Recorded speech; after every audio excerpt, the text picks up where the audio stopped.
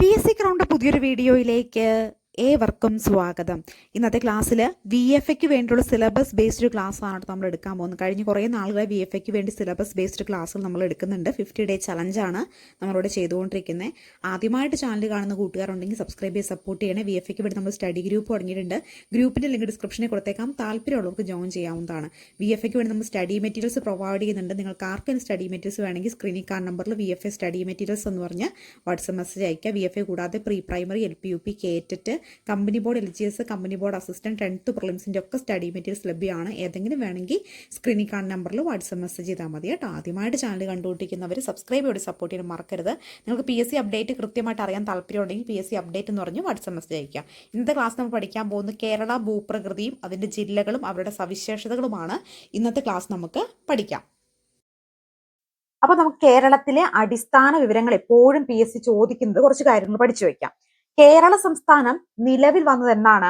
1956 November 1 Kerala സംസ്ഥാനം നിലവിൽ വന്നത്. എന്നാണ്? 1956 നവംബർ 1 കേരള സംസ്ഥാനം രൂപീകൃതമാകുന്നത്. 1956 നവംബർ 1 കേരളത്തിന്റെ ഭാഗമായിരുന്ന ജില്ലകൾ ഏതൊക്കെയാ? 1956 നവംബർ 1 കേരളത്തിന്റെ ഭാഗമായിരുന്ന ജില്ലകൾ തിരുവനന്തപുരം, കൊല്ലം, കോട്ടയം, തൃശൂർ, മലബാർ എന്നിവയാണ് കേട്ടോ.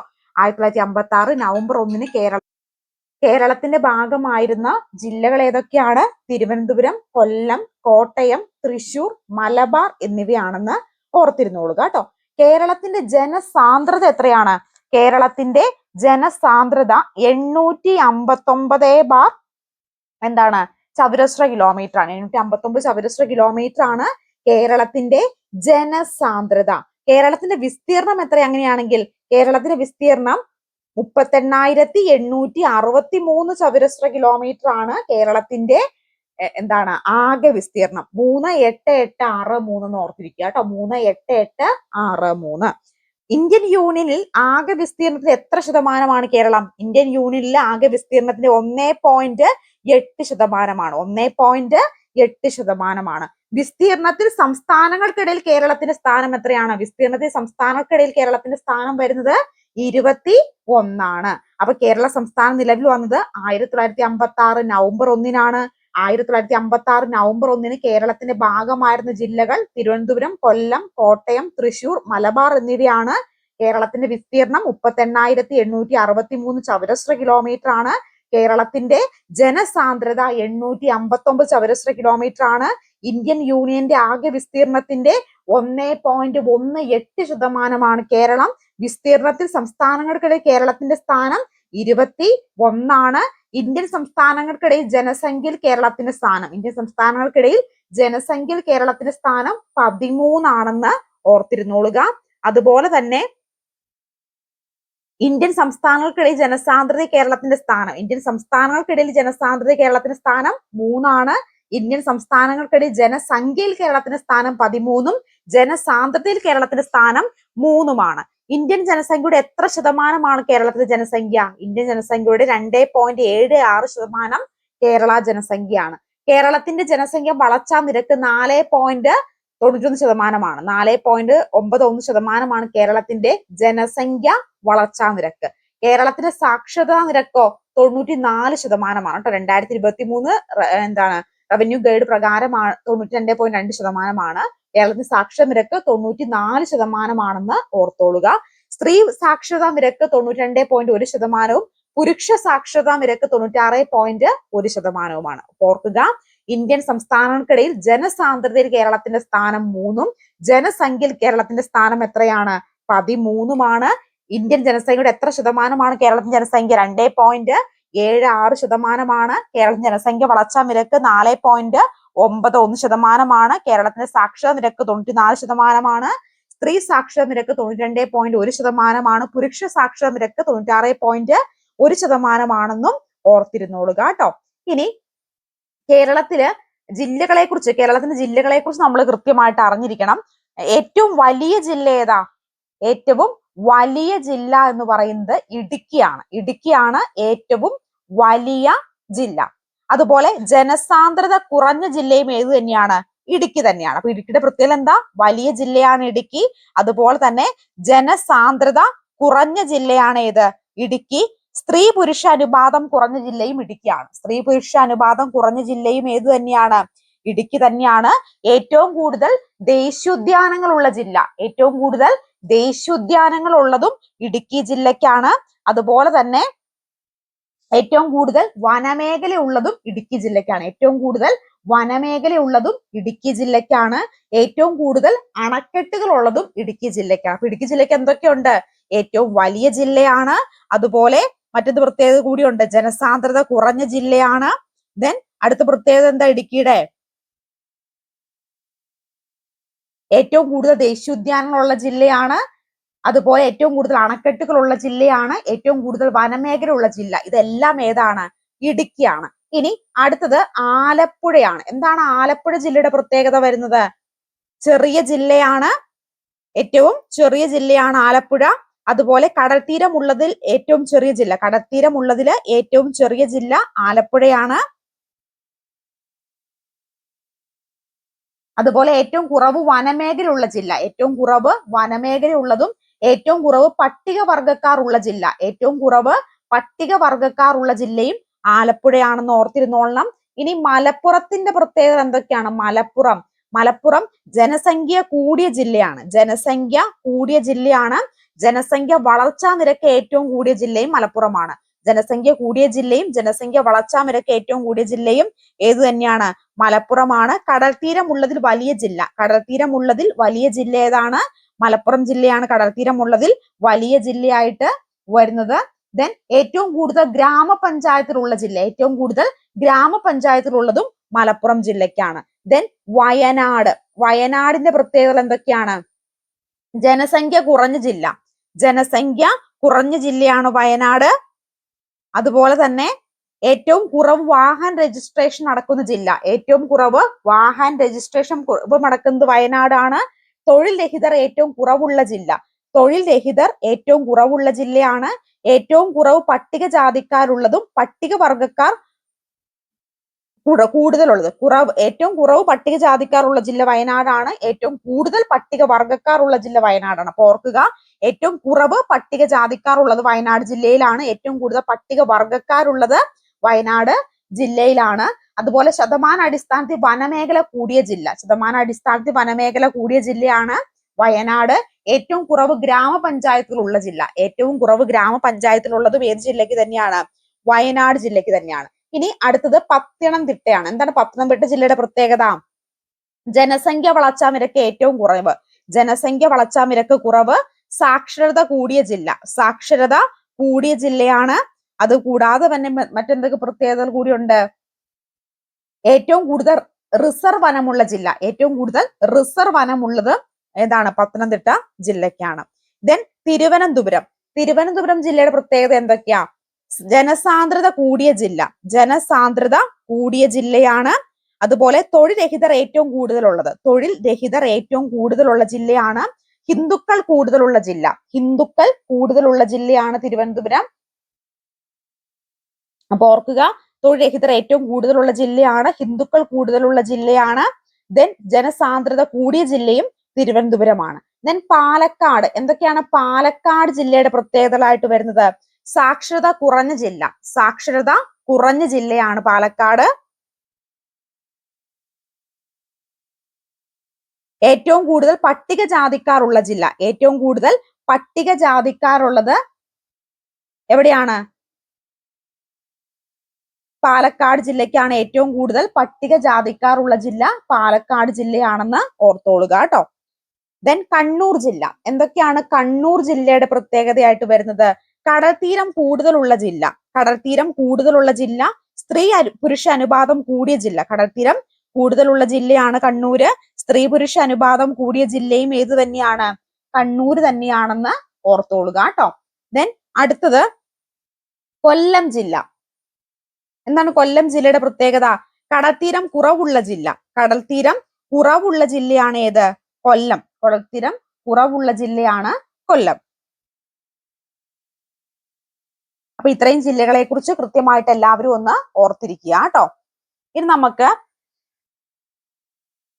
എപ്പോഴും PSC ചോദിക്കുന്ന കുറച്ച് കാര്യങ്ങൾ ഒന്ന് നോക്കാം. ഔദ്യോഗിക പുഷ്പം, കേരളത്തിന്റെ ഔദ്യോഗിക പുഷ്പം എല്ലാവർക്കും അറിയാം അല്ലെ? കണിക്കൊന്നയാണ്. കാഷ്യോ ഫിസ്റ്റുലയാണ് നമ്മുടെ ഔദ്യോഗിക പുഷ്പം. ദെൻ ഔദ്യോഗിക വൃക്ഷം ഏതാണ്? തെങ്ങാണ് ഔദ്യോഗിക വൃക്ഷം. ഔദ്യോഗിക പക്ഷി മലമുഴക്കി വേഴാമ്പൽ. ഔദ്യോഗിക പക്ഷി മലമുഴക്കി വേഴാമ്പലാണ്. ഔദ്യോഗിക മൃഗം ആന. ഔദ്യോഗിക മൃഗം ഏതാ? ആന. ഔദ്യോഗിക മത്സ്യം കരിമീനാണ്. ഔദ്യോഗിക മത്സ്യം കരിമീനാണ്. ഔദ്യോഗിക പാനീയം കരിക്കിൻ വെള്ളമാണ്. ഔദ്യോഗിക പാനീയം കരിക്കിൻ വെള്ളമാണ്. ദേശീയ ഉത്സവം ഏതാ? ഓണമാണ് ദേശീയ ഉത്സവം. ഔദ്യോഗിക ഫലം ചക്കയാണ് ഔദ്യോഗിക ഫലം. 2018 ചക്ക ഔദ്യോഗിക ഫലമായിട്ട് പ്രഖ്യാപിക്കുന്നത്. അപ്പൊ ഓർത്തോളണം, ഔദ്യോഗിക പുഷ്പം കണിക്കൊന്ന, ഔദ്യോഗിക വൃക്ഷം തെങ്ങ്, ഔദ്യോഗിക പക്ഷി മലമുഴക്കി വേഴാമ്പൽ, ഔദ്യോഗിക മൃഗം ആന, ഔദ്യോഗിക മത്സ്യം കരിമീൻ, ഔദ്യോഗിക പാനീയം കരിക്കിൻ വെള്ളം, ദേശീയ ഉത്സവം ഓണമാണ്, ഔദ്യോഗിക ഫലം ഏതാണ്? ചക്കയാണെന്ന് ഓർത്തോളുക. അതുപോലെ ഔദ്യോഗിക ചിത്രശലഭം ബുദ്ധമയൂരിയാണ്. ഏതാണ്? ബുദ്ധമയൂരിയാണ് ഔദ്യോഗിക ചിത്രശലഭമായിട്ട് വരുന്നത്. അതും ഒന്ന് ഓർത്തിരുന്നോളുക കേട്ടോ. ഇനി നമുക്ക് കേരളത്തിനെ കുറച്ച് ബേസിക് കാര്യങ്ങൾ അറിഞ്ഞിരിക്കണം. PSC എപ്പോഴും ചോദിക്കുന്ന കേരളത്തെ കുറിച്ചുള്ള കുറച്ച് ബേസിക് കാര്യങ്ങൾ. കേരളത്തിലെ മൊത്തം ജില്ലകൾ, എത്ര ജില്ല ഉണ്ട് കേരളത്തിന്? 14 ജില്ല അല്ലെ? തിരുവനന്തപുരം, കൊല്ലം, പത്തനംതിട്ട, ആലപ്പുഴ, കോട്ടയം, ഇടുക്കി, എറണാകുളം, തൃശൂർ, പാലക്കാട്, മലപ്പുറം, കോഴിക്കോട്, വയനാട്, കണ്ണൂര്, കാസർഗോഡ്. അങ്ങനെ 14 ജില്ലകളാണ് കേരളത്തിൽ ഉള്ളത്. ജില്ലാ പഞ്ചായത്തിലും എത്രയാണ്? 14 തന്നെയാണ്. ഓരോ ജില്ലയ്ക്കും ഓരോ ജില്ലാ പഞ്ചായത്തുകൾ വെച്ച് 14 ജില്ലാ പഞ്ചായത്തുകൾ ഉണ്ട്. ബ്ലോക്ക് പഞ്ചായത്ത് 152 ബ്ലോക്ക് പഞ്ചായത്താണ്. 152 ബ്ലോക്ക് പഞ്ചായത്ത്. ഗ്രാമപഞ്ചായത്ത് 941 ഗ്രാമപഞ്ചായത്താണ്. മുനിസിപ്പാലിറ്റി 87 മുനിസിപ്പാലിറ്റിയാണ്. താലൂക്കുകൾ 78 താലൂക്കുകളാണ് ഉള്ളത്. റവന്യൂ ഡിവിഷൻ 27 റവന്യൂ ഡിവിഷൻ ആണുള്ളത്. ദെൻ കോർപ്പറേഷൻ 6 കോർപ്പറേഷൻ ആണ്. പട്ടികജാതി സംവരണ മണ്ഡലങ്ങൾ 14 പട്ടികജാതി സംവരണ മണ്ഡലങ്ങളാണുള്ളത്. പട്ടികവർഗ സംവരണ മണ്ഡലങ്ങൾ 2 ഏതൊക്കെയത് പട്ടികവർഗ സംവരണ മണ്ഡലങ്ങള്? സുൽത്താൻ ബത്തേരിയും മാനന്തവാടിയുമാണ്. നിയമസഭാ മണ്ഡലങ്ങൾ 140 നിയമസഭാ മണ്ഡലങ്ങളാണ് വരുന്നത്. ലോകസഭാ മണ്ഡലങ്ങളോ 20 ലോകസഭാ മണ്ഡലങ്ങളാണ് വരിക. അപ്പോ ജില്ലകൾ 14, ജില്ലാ പഞ്ചായത്ത് 14, ബ്ലോക്ക് പഞ്ചായത്ത് 152, ഗ്രാമപഞ്ചായത്ത് 941, മുനിസിപ്പാലിറ്റി 87, താലൂക്കുകൾ 78, റവന്യൂ ഡിവിഷൻ 27, കോർപ്പറേഷൻ 6, പട്ടികജാതി സംവരണ മണ്ഡലങ്ങൾ 14, പട്ടികവർഗ സംവരണ മണ്ഡലങ്ങൾ 2, സുൽത്താൻ ബത്തേരി മാനന്തവാടിയും, നിയമസഭാ മണ്ഡലങ്ങൾ 140, ലോകസഭാ മണ്ഡലങ്ങൾ 20. ലോകസഭാ സംവരണ മണ്ഡലങ്ങൾ എത്രയാ? ലോകസഭാ സംവരണ മണ്ഡലങ്ങൾ 2. ഏതെല്ലാമാണത്? ആലത്തൂറും മാവേലിക്കരയുമാണ് കേട്ടോ. അപ്പൊ ഇപ്പോഴും ചാനൽ സബ്സ്ക്രൈബ് ചെയ്യാതെ ആരെങ്കിലും വീഡിയോ കണ്ടുകൊണ്ടിരിക്കുന്നുണ്ടെങ്കിൽ ഒന്ന് സബ്സ്ക്രൈബ് ചെയ്ത് സപ്പോർട്ട് ചെയ്യാൻ മറക്കല്ലേ. അതുപോലെ തന്നെ VFAയുടെ സ്റ്റഡി മെറ്റീരിയൽസ് വേണ്ടവര് VFA സ്റ്റഡി മെറ്റീരിയൽസ് എന്ന് പറഞ്ഞ് വാട്സ്ആപ്പ് മെസ്സേജ് അയക്കുക. VFA കൂടാതെ പ്രീ പ്രൈമറി, LPUP, കേറ്ററ്റ്, company board, LGS, 10th prelims, company board assistant ഒക്കെ സ്റ്റഡി മെറ്റീരിയൽസ് ലഭ്യമാണ്. ഏതെങ്കിലും വേണ്ടവർ സ്ക്രീനിൽ കാണുന്ന നമ്പറിൽ വാട്സ്ആപ്പ് മെസ്സേജ് അയക്കണേ. അതുപോലെ PSC അപ്ഡേറ്റ് വേണ്ടവർ PSC അപ്ഡേറ്റ് എന്ന് പറഞ്ഞ് വാട്സ്ആപ്പ് മെസ്സേജ് ചെയ്താൽ മതി കേട്ടോ. ഓക്കെ, അപ്പൊ ലോകസഭാ സംവരണ മണ്ഡലങ്ങൾ 2, ആലത്തൂരും മാവേലിക്കരയും. ഈ രാജ്യസഭാ മണ്ഡലങ്ങളോ 9 രാജ്യസഭാ മണ്ഡലങ്ങളുണ്ട്. കടൽത്തീരമുള്ള ജില്ലകളോ? കടൽത്തീരമുള്ള ജില്ലകൾ 9, കടൽത്തീരമില്ലാത്ത ജില്ലകൾ 5 എന്ന് ഓർത്തിരുന്നോളുക കേട്ടോ. അപ്പൊ നിയമസഭാ മണ്ഡലങ്ങൾ 140, ലോകസഭാ മണ്ഡലങ്ങൾ 20, ലോകസഭാ സംവരണ മണ്ഡലങ്ങൾ 2, ആലത്തൂരും മാവേലിക്കരയും, രാജ്യസഭാ മണ്ഡലങ്ങൾ 9, കടൽത്തീരമുള്ള ജില്ലകൾ 9, കടൽത്തീരമില്ലാത്ത ജില്ലകൾ 5 ഓർത്തിരിക്കാൻ മറക്കല്ലേ. ഓക്കെ, ഇനി നമുക്ക് വേറെ കുറച്ച് ബേസിക് കാര്യങ്ങൾ കൂടി അറിഞ്ഞിരിക്കണം. കേരളത്തിന്റെ തലസ്ഥാനം ഏതാ? എല്ലാവർക്കും അറിയാം. നമ്മുടെ കേരളത്തിന്റെ തലസ്ഥാനം ഏതാ? തിരുവനന്തപുരമാണ് കേരളത്തിന്റെ തലസ്ഥാനം. ദൈവത്തിന്റെ സ്വന്തം തലസ്ഥാനം എന്നറിയപ്പെടുന്നത് ഏതാ? ദൈവത്തിന്റെ സ്വന്തം തലസ്ഥാനം എന്നറിയപ്പെടുന്നത് കൊല്ലമാണ്. തീർത്ഥാടന ടൂറിസത്തിന്റെ തലസ്ഥാനം എന്നറിയപ്പെടുന്നതോ? തീർത്ഥാടന ടൂറിസത്തിന്റെ തലസ്ഥാനം എന്നറിയപ്പെടുന്നത് പത്തനംതിട്ടയാണ്. പത്തനംതിട്ട ജില്ലയുടെ സാംസ്കാരിക തലസ്ഥാനം എന്നറിയപ്പെടുന്ന ഏതാ? ആറന്മുളയാണ്. കേരളത്തിന്റെ വ്യാവസായിക തലസ്ഥാനം എന്നറിയപ്പെടുന്നത് എറണാകുളമാണ്. കേരളത്തിന്റെ ഫുട്ബോൾ തലസ്ഥാനം എന്നറിയപ്പെടുന്നത് മലപ്പുറമാണ്. ഓർക്കുക, കേരളത്തിന്റെ തലസ്ഥാനം തിരുവനന്തപുരം, ദൈവത്തിന്റെ സ്വന്തം തലസ്ഥാനം കൊല്ലം, തീർത്ഥാടക ടൂറിസത്തിന്റെ തലസ്ഥാനം എന്നറിയപ്പെടുന്ന പത്തനംതിട്ട. പത്തനംതിട്ട ജില്ലയുടെ സാംസ്കാരിക തലസ്ഥാനം ആറന്മുള. കേരളത്തിന്റെ വ്യവസായിക തലസ്ഥാനം എറണാകുളം. കേരളത്തിന്റെ ഫുട്ബോൾ തലസ്ഥാനം മലപ്പുറം. ദെൻ എറണാകുളത്തിന്റെ വ്യവസായിക തലസ്ഥാനം ഏതാണ്? കൊച്ചിയാണ് എറണാകുളത്തിന്റെ വ്യവസായിക തലസ്ഥാനമായിട്ട് വരുന്നത്. കേരളത്തിന്റെ സാംസ്കാരിക തലസ്ഥാനം ഏതാ? തൃശ്ശൂരാണ് കേരളത്തിന്റെ സാംസ്കാരിക തലസ്ഥാനം. ആലപ്പുഴയുടെ സാംസ്കാരിക തലസ്ഥാനം എന്നറിയപ്പെടുന്ന ഏതാ? ആലപ്പുഴ സാംസ്കാരിക തലസ്ഥാനം അമ്പലപ്പുഴയാണ് കേട്ടോ, അമ്പലപ്പുഴ. ദെൻ കോഴിക്കോടിന്റെ സാംസ്കാരിക തലസ്ഥാനം എന്നറിയപ്പെടുന്നത് മാനാഞ്ചിറയാണ് കോഴിക്കോടിന്റെ സംസ്കാരിക തലസ്ഥാനം എന്ന് അറിയപ്പെടുന്നത്. കാസർഗോഡിന്റെ സംസ്കാരിക തലസ്ഥാനം എന്നറിയപ്പെടുന്നത് നീലേശ്വരമാണ് കേട്ടോ. ഓർത്തിരുന്നോളണം. എറണാകുളത്തിന്റെ വ്യവസായിക തലസ്ഥാനം കൊച്ചിയും കേരളത്തിന്റെ സംസ്കാര തലസ്ഥാനം തൃശ്ശൂരും ആലപ്പുഴയുടെ സംസ്കാര തലസ്ഥാനം അമ്പലപ്പുഴയും കോഴിക്കോടിന്റെ സംസ്കാര തലസ്ഥാനം മാനഞ്ചിറയും കാസർഗോഡിന്റെ സംസ്കാര തലസ്ഥാനം നീലേശ്വരമാണെന്നും ഓർത്തിരിക്കുക. ഇനി നമുക്ക് കേരളത്തിന്റെ അതിർത്തികളെ ഒന്ന് പരിചയപ്പെടാം. കേരളത്തിന്റെ കിഴക്ക് എന്താണ്? പശ്ചിമഘട്ടമാണ്. എന്താണ്? പശ്ചിമഘട്ടമാണ് കിഴക്ക്.